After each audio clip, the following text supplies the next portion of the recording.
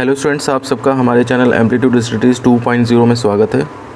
और आज के इस वीडियो में हम वेव ऑप्टिक्स के क्वेश्चन नंबर 11 से लेकर के क्वेश्चन नंबर 22 तक MCQ लेवल के क्वेश्चन सॉल्व करेंगे।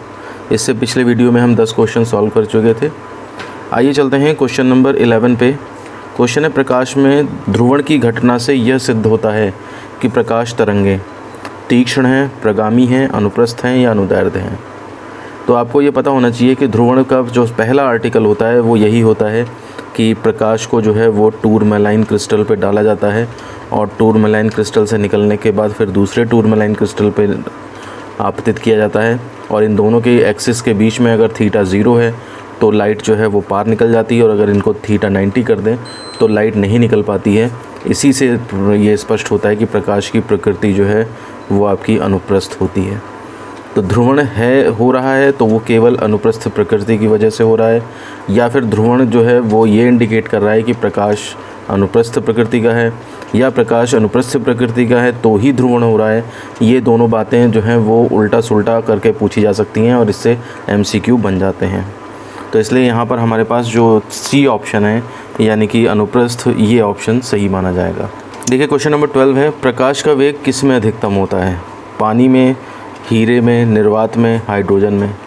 तो देखिए फॉर्मूला जो होता है हमारा μ/c/v। हाइगन्स ने दिया था किसी भी माध्यम में प्रकाश की चाल = माध्यम के अपवर्तनांक, और निर्वात में प्रकाश की चाल पर निर्भर करती है। तो यहाँ से आप देखिए इम्प्लाइज दैट v = c/μ हो जाएगा यहाँ पे, और किसी भी माध्यम का अपवर्तनांक जो है वो μ > 1 होता है। ग्रेटर देन 1 क्वांटिटी से जब आप डिवाइड करोगे तो यानी कि v जो है वो आपका c से कम हो जाएगा। तो कहने का मतलब ये है कि जितना ज़्यादा रिफ्रैक्टिव इंडेक्स होगा, जितना ज़्यादा अपवर्तनांक होगा, उस माध्यम में प्रकाश की चाल उतनी ही कम होती चली जाएगी। देखिए निर्वात का अपवर्तनांक 1 होता है, पानी का 1.3, हीरे का उससे भी ज़्यादा होता है, हाइड्रोजन का भी कुछ ना कुछ होता ही है। तो इस वजह से यहाँ पे देखिए सबसे विरल माध्यम कौन सा है? निर्वात है। इसका मतलब ये हुआ निर्वात का रिफ्रैक्टिव इंडेक्स जो है μ = 1 हो गया। तो म्यू यहाँ से v निकालेंगे तो v = c/μ यानी कि c/1 यानी कि c, यानी कि निर्वात में प्रकाश c की स्पीड से यानी कि प्रकाश की चाल से ही चलेगा और बाकी सारे माध्यमों में वो थोड़ा बहुत स्लो हो जाएगा। तो इसलिए हमारा यहाँ पर ऑप्शन नंबर C जो है वो करेक्ट माना जाएगा। देखिए क्वेश्चन नंबर 13 है, माध्यम के तापमान की वृद्धि के साथ प्रकाश की गति सहसा गिर जाती है, बढ़ती है, वैसी ही रहती है या घटती है? तो आप देखिए जो प्रकाश की गति है, जो लाइट की स्पीड है यानी कि c = 3 × 10⁸ मीटर/सेकंड, तो इसका टेम्परेचर से कोई लेना देना नहीं है। टेम्परेचर कम हो या ज़्यादा हो इसके ऊपर कोई प्रभाव नहीं पड़ता है। प्रकाश अपनी फिक्स चाल से चलता है। हाँ, अगर किसी माध्यम में जाना पड़े तो उसके ऊपर फ़र्क पड़ता है। तो यहाँ पर जो ऑप्शन नंबर हमारा जो C है यानी कि प्रकाश की चाल जो है वो टेम्परेचर बढ़ने के साथ साथ वैसी ही रहती है, ये C ऑप्शन हमारा जो है वो सही माना जाएगा। क्वेश्चन नंबर 14 है, देखिए चंद्रमा से पृथ्वी तक आने में प्रकाश को लगभग कितना समय लगता है? ध्यान दीजिए, सूर्य से पृथ्वी तक आने में प्रकाश को जो समय होता है वो 8 मिनट 10 सेकंड से लेकर के और 8 मिनट 22 सेकंड तक का आंसर होता है उसका। लेकिन ये क्वेश्चन है चंद्रमा से पृथ्वी तक आने में प्रकाश को लगभग कितना समय लगता है। तो इसके लिए मैं आपको हल्का सा आइडिया दे दूँ कि अगर ये हमारी पृथ्वी है और ये हमारा चंद्रमा है तो इनके बीच की दूरी जो है वो लगभग आपकी 3,84,000 किलोमीटर है। और जबकि प्रकाश की चाल जो होती है जिसको कि 3 × 10⁸ मीटर/सेकंड कहते हैं, ये इसको अगर हम लाख वगैरह में लिखें तो ये 3 लाख किलोमीटर/सेकंड है। कहने का मतलब ये है कि लगभग 3 लाख किलोमीटर दूरी है मून की, और प्रकाश 1 सेकंड में 3 लाख किलोमीटर दूरी तय कर लेता है। कहने का मतलब ये है कि प्रकाश को चंद्रमा से पृथ्वी तक आने में 3 लाख किलोमीटर तो वो 1 सेकंड में ट्रैवल कर लेगा, और 84,000 किलोमीटर के लिए कुछ टाइम और उसे लगेगा। तो कहने का मतलब है इसका जो एग्जैक्ट आंसर अगर मैं बताऊं आपको कैलकुलेट करके तो ये लगभग 1.25 सेकंड आता है। तो 1.25 सेकंड या 1.3 सेकंड। अब यहाँ पर आप देख लीजिए 8 मिनट तो ये बहुत ज़्यादा हो गया, ये तो इतने देर में तो सूर्य से प्रकाश आ जाएगा पृथ्वी पर। 8 सेकंड भी बहुत ज़्यादा है 1 सेकंड के मुकाबले। 1 सेकंड और 100 सेकंड, तो 1 सेकंड जो है नियर अबाउट है इस 1.25 या 1.3 सेकंड के। तो ऑप्शन देख लीजिएगा पेपर में 1 सेकेंड है या 1.2 आ जाए या 1.3 आ जाए, इस तरह के ऑप्शंस जो हैं वो एग्जैक्ट करेक्ट माने जाएंगे। तो इसलिए हमारे क्वेश्चन नंबर 14 का जो आंसर है वो आपका सी पार्ट हो जाएगा। देखिए क्वेश्चन नंबर 15 है, ये क्वेश्चन तो हमने पढ़ा ही है। सूर्य का प्रकाश हमारे पास लगभग कितने समय में पहुंचता है? तो 8 minute, 2 minute, 6 minute, 4 minute. Exact जो टाइम है इसका 8 मिनट्स 10 सेकेंड से लेकर के 8 मिनट्स 22 सेकेंड्स तक कुछ भी हो सकता है, क्योंकि ऐसा होता है कि हमारे जैसे ये सन है तो पृथ्वी जो है वो एक्चुअली दीर्घवृत्ताकार कक्षा में चक्कर काटती है। तो सन से अर्थ जो है कभी तो बहुत दूर होती है, तो ऐसी सिचुएशन में सबसे दूर होगी तो 8 मिनट 22 सेकंड तक लग जाते हैं, और सबसे पास अगर होगी तो उस केस में 8 मिनट 10 सेकंड्स तक लगते हैं। बाकी बीच के टाइम में, बीच के ड्यूरेशन में जो है वो इसी के बीच में टाइम लगेगा। तो यहाँ पर देखिए ए ऑप्शन जो 8 मिनट है ये हमारा नियर अबाउट एग्जैक्ट आंसर के है, तो इसलिए हमारा ए पार्ट जो है यहाँ पर सही होगा।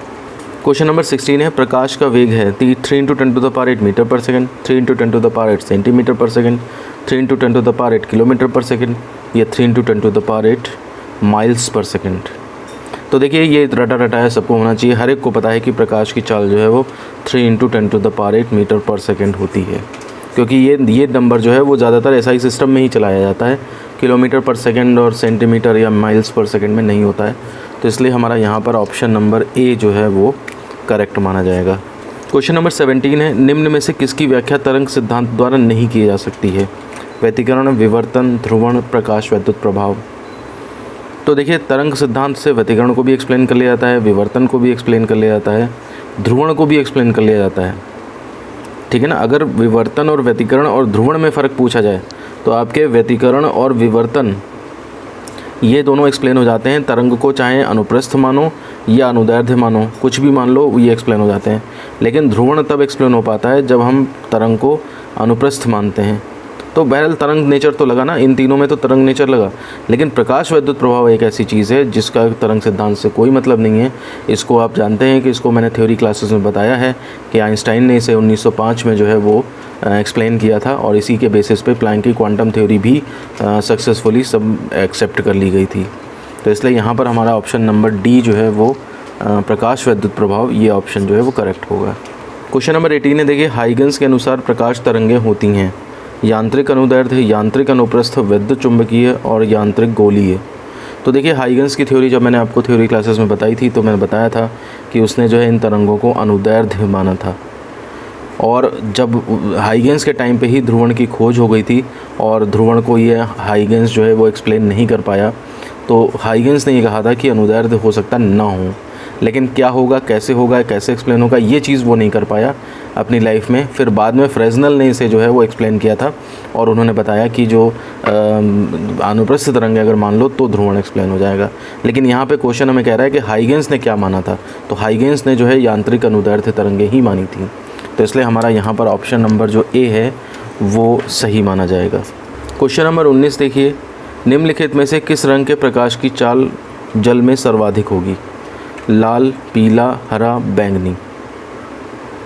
तो आप इसके लिए मैंने कंसेप्ट जो बताए हैं उनका यूज़ करिए कि जो लाल रंग का प्रकाश होता है या पीले रंग का या हरे रंग का या बैंगनी रंग का, इनमें फ़र्क क्या है? इनमें फ़र्क है इनकी तरंग दैर्ध्य का, यानी कि लैम्डा का फ़र्क है। अब आप ये देखिए कि प्रकाश का जो प्रकाश के लिए किसी माध्यम का जो अपवर्तनांक होता है वो वेवलेंथ पे किस प्रकार निर्भर करता है, तो वो a + b / λ² + c / λ4, ये जो कॉची रिलेशन होता है मैंने बताया था आपको, इस कॉची रिलेशन के बेसिस पे जो है वो डिपेंड करता है अपवर्तनांक वेवलेंथ पे। अब आप देखिए वेवलेंथ रेड की सबसे ज़्यादा होती है, तो wavelength lambda for red is सबसे हाईएस्ट है, तो इसलिए अगर लैम्डा सब रेड के लिए सबसे हाईएस्ट है तो रेड के लिए जो म्यू है माध्यम का वो सबसे कम होगा। अब आपसे प्रकाश की चाल के बारे में पूछा जा रहा है, तो आप जानते हैं म्यू = c/v, यानी कि v = c/μ होता है। म्यू रेड का सबसे कम है, इसलिए वेलोसिटी उसकी सबसे ज़्यादा होगी। इसका मतलब किसी भी माध्यम में जाएंगे तो प्रकाश की चाल जो है वो सर्वाधिक किस कलर के लिए होगी, तो वो रेड कलर के लिए होगी। आप इसे डायरेक्ट भी ध्यान रख सकते हैं, किसी भी माध्यम में जाने पर लाल रंग सबसे तेज़ चलता है, तो इसलिए हमारा यहाँ पे ऑप्शन नंबर ए जो है वो करेक्ट होगा। देखिए कंसेप्ट क्लियर हैं तो आप घुमा फिरा के कहीं से भी ला सकते हैं, और नहीं तो फिर आपको रटना ही पड़ेगा। या तो आप रट लीजिए कि लाल की तरंगदैर्ध्य भी ज़्यादा होती है, लाल की जो है माध्यम में स्पीड भी सबसे ज़्यादा होती है, लेकिन लाल के लिए जो वर्तनांक होता है माध्यम का वो सबसे कम होता है, बहुत कम होता है, सारे कलर्स के मुकाबले बहुत कम होता है। देखिए अब क्वेश्चन नंबर 20 पे चलते हैं। ये वीडियो का लास्ट क्वेश्चन भी है। वायु में प्रकाश की चाल 3 × 10⁻8 मीटर पर सेकेंड है। 1.5 अपवर्तनांक वाले कांच में प्रकाश की चाल होगी 1.5 × 10⁸ मीटर पर सेकेंड, 2 × 10⁸ मीटर पर सेकेंड, 1 × 10⁸ मीटर पर सेकेंड एंड 2.5 × 10⁸ मीटर पर सेकेंड। तो देखिए यहाँ पे आपको प्रकाश की चाल c = 3 × 10⁸ मीटर पर सेकेंड तो दे रखी है और माध्यम का अपवर्तनांक आपको 1.5 दे रखा है और उस माध्यम में प्रकाश की चाल पूछ रहा है। हमने अभी इसी वीडियो में 1-2 बार डिस्कस कर लिया है। ये फॉर्मूला μ = c/v होता है। यहाँ पर आप देखिए आपको v चाहिए तो v = c/μ हो जाएगा। इसमें अब वैल्यू पुट कर लीजिए आप तो v = c यानी कि 3 × 10⁸ और μ की वैल्यू 1.5। ये देखिए पॉइंट हटेगा तो 0, 15 × 2 = 30 यानी कि 2 × 10⁸ मीटर पर सेकेंड। ये आपका आंसर आ जाएगा। देख लीजिए यहाँ पे ये जो बी ऑप्शन है, ये बी ऑप्शन जो है वो 2 × 10⁸ मीटर पर सेकेंड है, तो इसलिए आपका ये जो बी ऑप्शन है वो करेक्ट माना जाएगा। तो इस तरह से हमारा क्वेश्चन नंबर 20 भी कंप्लीट हो जाता है। तो आपको ये वीडियो कैसा लगा आप हमें कमेंट करके बताएं और साथ ही साथ कुछ ही और चीज़ की सुधार की गुंजाइश हो तो वो भी बताएं। साथ ही साथ वीडियो पे कमेंट करें और अपने दोस्तों में शेयर करें।